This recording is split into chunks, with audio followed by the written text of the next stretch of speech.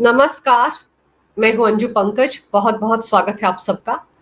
मुंबई की यशश्री शिंदे का मामला हो, 20 साल की इस युवती की किस बेरहमी से हत्या की गई, ये मामला लगातार सुर्खियों में बना हुआ है। फिर श्रद्धा वाकर हत्याकांड हो, जिसे टुकड़ों में काट काट कर उसके शव को फ्रिज में रखा गया था, और कर्नाटक में कांग्रेस की पार्षद की बेटी का मामला हो, जिसे कॉलेज कैंपस में सरेआम चाकुओं से गोद गोद कर उसकी हत्या की गई थी। इन तीनों मामलों में एक चीज एक जैसी है। इन तीनों युवतियों की हत्या करने वाला हत्यारा, बेरहमी से इन्हें मौत के घाट उतारने वाला हत्यारा एक ही समुदाय का था। और ये तीनों मामले लव जिहाद के जीते जागते प्रमाण हैं। ये 3 मामले जिनका मैंने जिक्र किया, इसके अलावा भी सैकड़ों ऐसे मामले हैं, हजारों ऐसे मामले हैं जो हर रोज देखने सुनने को मिलते हैं, और सीधे सीधे इनका कनेक्शन लव जिहाद से होता है। और बाकी राज्यों का पता नहीं, बाकी प्रदेशों के मुख्यमंत्रियों का पता नहीं कि उन्हें ये लव जिहाद नजर आती है या नहीं, लेकिन उत्तर प्रदेश के सीएम योगी आदित्यनाथ ने इस कड़वी सच्चाई को सालों पहले पहचान लिया था। 2020 में उन्होंने उत्तर प्रदेश में लव जिहाद के खिलाफ कानून बना दिया था। उत्तर प्रदेश पहला ऐसा राज्य था जहां पर लव जिहाद को लेकर एक कानून बनाया गया था, और बड़े सख्त प्रावधान थे उस कानून के। लेकिन अब उसी कानून को संशोधित करके और ज्यादा सख्त बना दिया गया है, और आज ये जो बिल था वो उत्तर प्रदेश विधानसभा में पास हो गया। यानी कि लव जिहाद के खिलाफ एक नया कानून ज्यादा सख्त प्रावधानों के साथ उत्तर प्रदेश में लागू हो गया है। इस कानून में क्या कुछ प्रावधान है, आपको वो बताती हूं। नए कानून में दोषी पाए जाने पर 20 साल की कैद या आजीवन कारावास का प्रावधान है। लव जिहाद करने वाले जो लोग हैं, करवाने वाले जो लोग हैं, जो उकसाते हैं, पैसे का लालच देते हैं और लव जिहाद करवाते हैं, नाम बदल बदल कर, अता पता बदल बदल कर, हाथ में कलावा बांध बांध कर जो हिंदू युवतियों को फंसाते हैं, अगर वो लव जिहाद के मामले में दोषी पाए गए तो अब की बार उन्हें लंबा सफर जेल में गुजारना पड़ेगा। 20 साल की कैद के साथ साथ आजीवन कारावास का प्रावधान इस नए कानून में है। अब कोई भी व्यक्ति धर्मांतरण के मामलों में एफआईआर दर्ज करा सकता है। ये धर्मांतरण को लेकर भी आज कानून पास हो गया है यूपी विधानसभा में, ये उसका जिक्र हो रहा है। पहले मामले में सूचना या शिकायत देने के लिए पीड़ित जिसका धर्म परिवर्तन हुआ है, उसके माता पिता या भाई बहन की मौजूदगी जरूरी होती थी, लेकिन अब इस नए धर्मांतरण के खिलाफ बनाए गए कानून में कोई भी इस मामले में एफआईआर दर्ज करवा सकता है। और इस प्रावधान का समाजवादी पार्टी बड़ा विरोध कर रही थी। उनका कहना था कि अब तो एफआईआर की लंबी कतार लग जाएगी, हर दूसरा शख्स इस मामले में एफआईआर दर्ज करवाएगा, वगैरह वगैरह। ये सारी बातें बहस के दौरान कही जा रही थी विपक्षी पार्टियों के विधायकों की तरफ से। और लव जिहाद के मामले की सुनवाई अब सत्र न्यायालय के नीचे की कोई अदालत नहीं करेगी।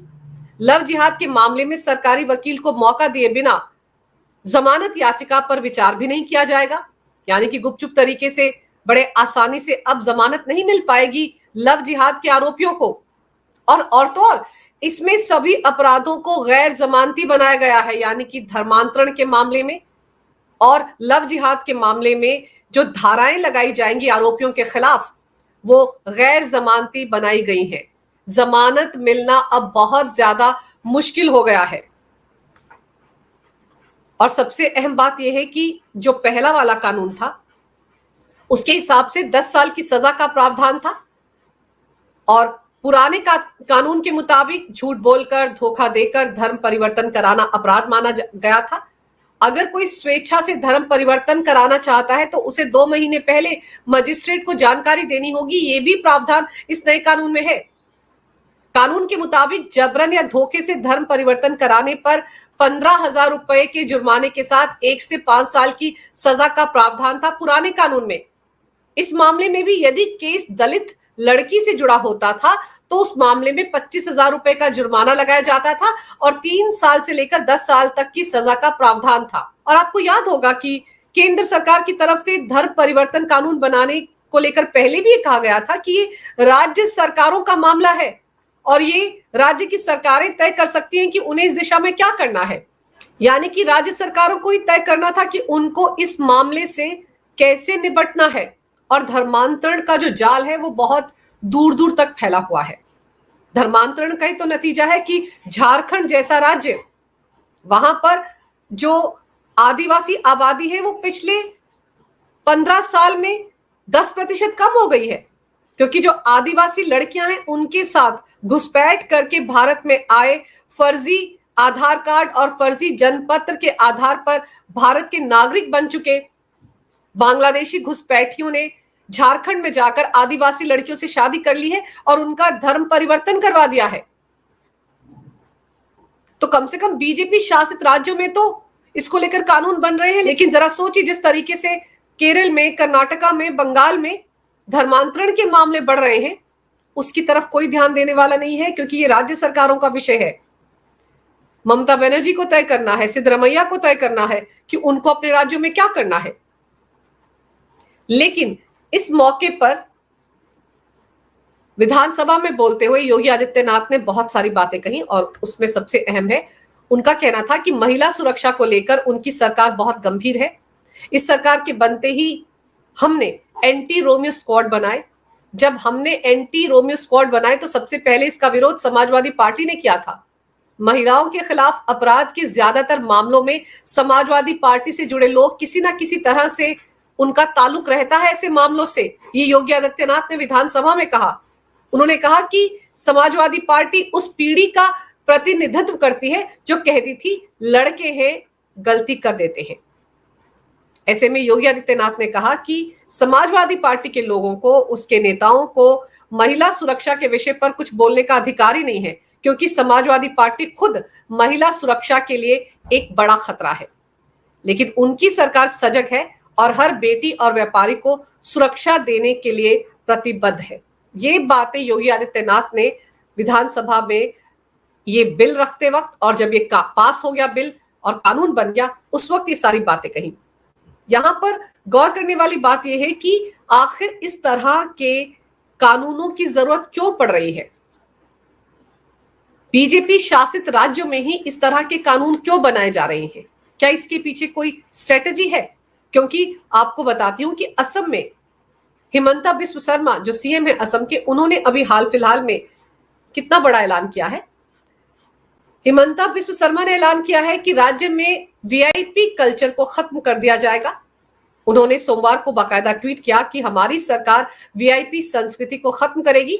मुख्यमंत्री की सुरक्षा व्यवस्था से जुड़े वाहनों और बैरिकेड्स पर हम कटौती कर रहे हैं। इसके अलावा अब से असम में हर सरकारी कार्यक्रम में केवल शाकाहारी और सात्विक भोजन ही परोसा जाएगा।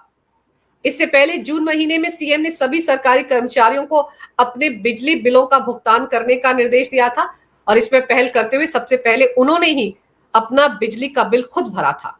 तो अब जब ये ऐलान हो गया है कि शाकाहारी और सात्विक खाना ही असम में सभी सरकारी कार्यक्रमों के दौरान परोसा जाएगा, तो फिर आप सोचिए उस समुदाय को तो मिर्ची लगेगी जिनके लिए कांग्रेस के न्याय पत्र में कहा गया था, लोकसभा चुनाव से पहले के घोषणा पत्र में कहा गया था कि उनको कुछ भी खाने पीने की आजादी होगी।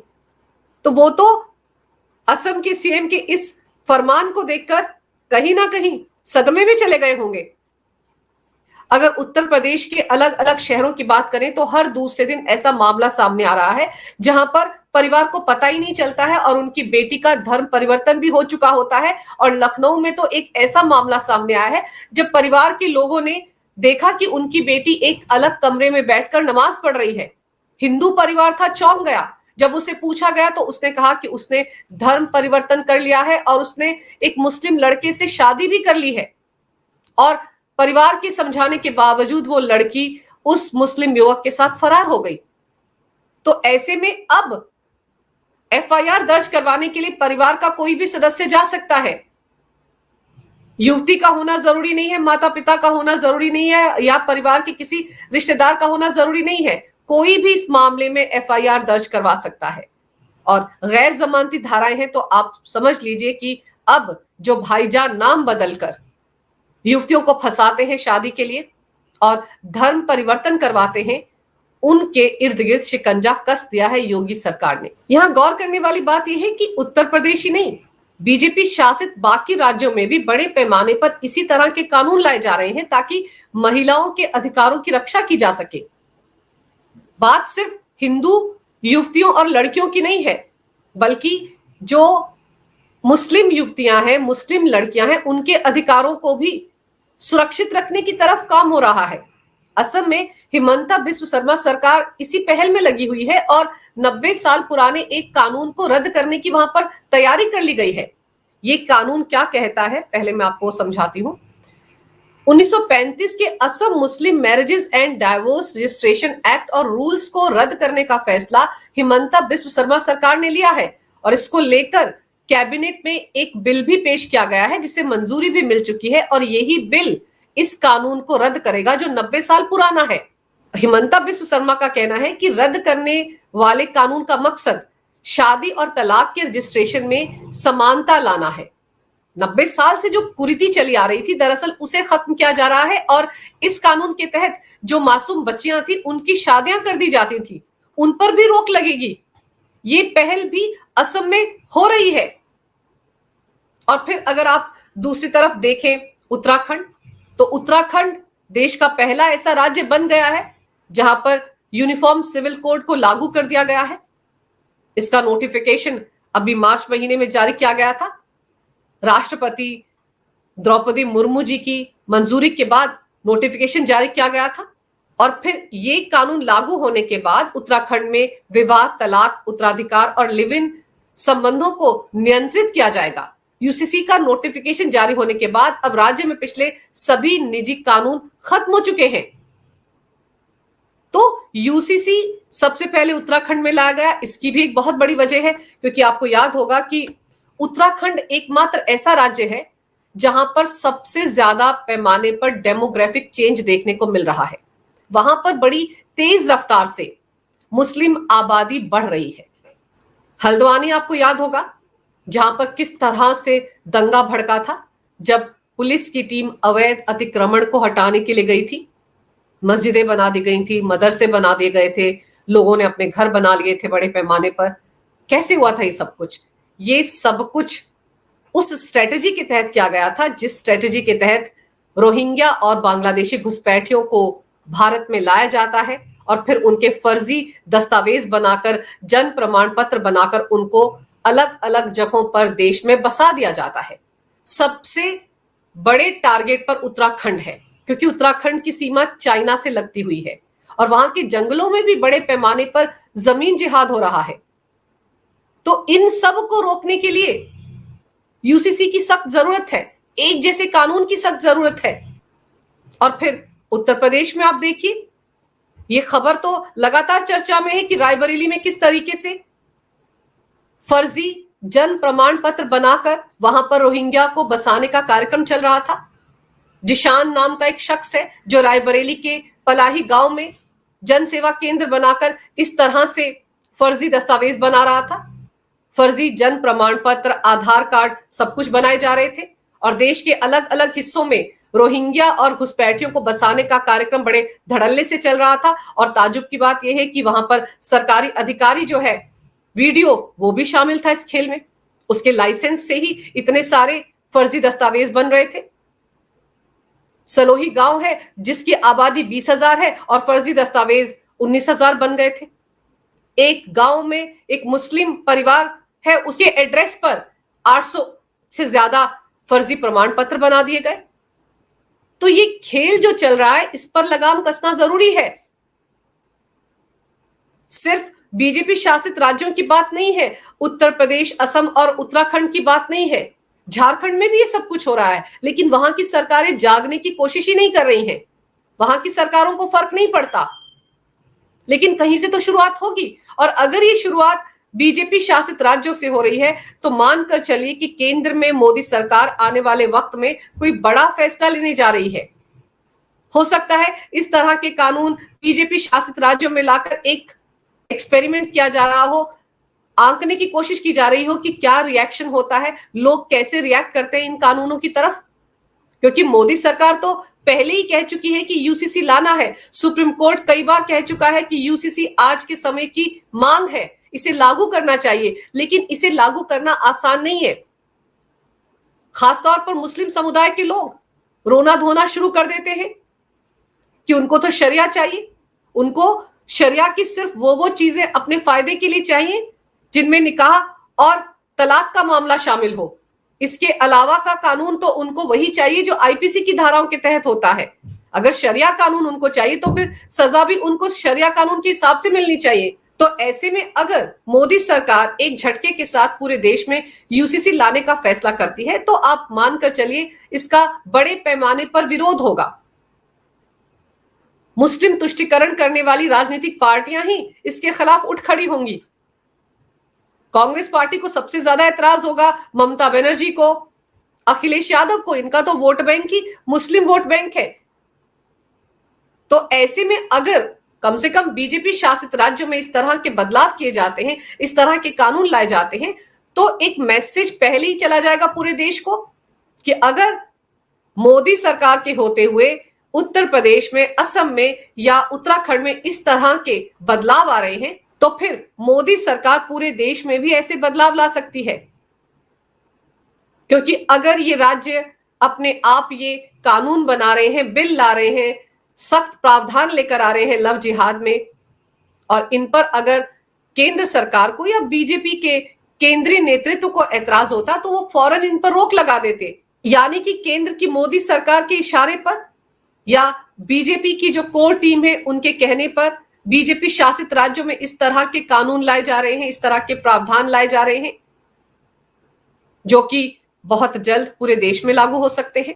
जो लोग ये कहते हैं ना कि मोदी आजकल बहुत खामोश है, कुछ बोलते नहीं है, कुछ रिएक्ट नहीं करते हैं और 5 अगस्त भी पास आने वाला है, तो हो सकता है कि ये 5 अगस्त के आसपास आने वाले तूफान की खामोशी हो और फिर इस तरह के जो बदलाव बीजेपी शासित राज्यों में हो रहे हैं, ऐसे कानून आ रहे हैं, ये साफ दिखाते हैं कि मोदी सरकार जिन वादों के साथ सत्ता में आई थी, चाहे वो 2014 हो, 2019 हो या 2024 हो, उन वादों पर वो पूरी तरह से अमल करने की दिशा में आगे बढ़ रहे हैं। और बात सिर्फ लव जिहाद के कानून की नहीं है, यूसीसी की भी नहीं है, बल्कि एनआरसी की भी है। अगर यूसीसी की आज सख्त जरूरत है इस देश को तो एनआरसी की भी है, क्योंकि ये जो घुसपैठिए बांग्लादेश से आ रहे हैं, रोहिंग्या बांग्लादेश से आ रहे हैं और भारत में अलग अलग शहरों में, अलग अलग राज्यों में डेमोग्राफिक चेंज के लिए, राजनीतिक फायदे के लिए, वोट की राजनीति के लिए इन्हें बसाया जा रहा है, उस पर लगाम लगाने के लिए एनआरसी को लागू करना भी बहुत जरूरी है। और बड़ी स्ट्रेटजी के तहत बीजेपी शासित राज्य धीरे धीरे करके इस दिशा में आगे बढ़ रहे हैं और इन राज्यों में इस तरह के कानून लाकर कम से कम केंद्र की मोदी सरकार अपनी मंशा साफ करती जा रही है कि वो पूरे देश में भी इन कानूनों को जल्द लागू करेंगे। अगर आपको ये वीडियो अच्छा लगे तो कृपया इसे लाइक करें, शेयर करें। अगर आप पहली बार मेरे चैनल पर आए हैं तो कृपया मेरे चैनल को सब्सक्राइब करना ना भूलें। मेरे चैनल को अपना पूरा समर्थन दें। ये वीडियो देखने के लिए बहुत बहुत धन्यवाद। नमस्कार। भारत माता की जय हो। वंदे मातरम और जय श्री राम।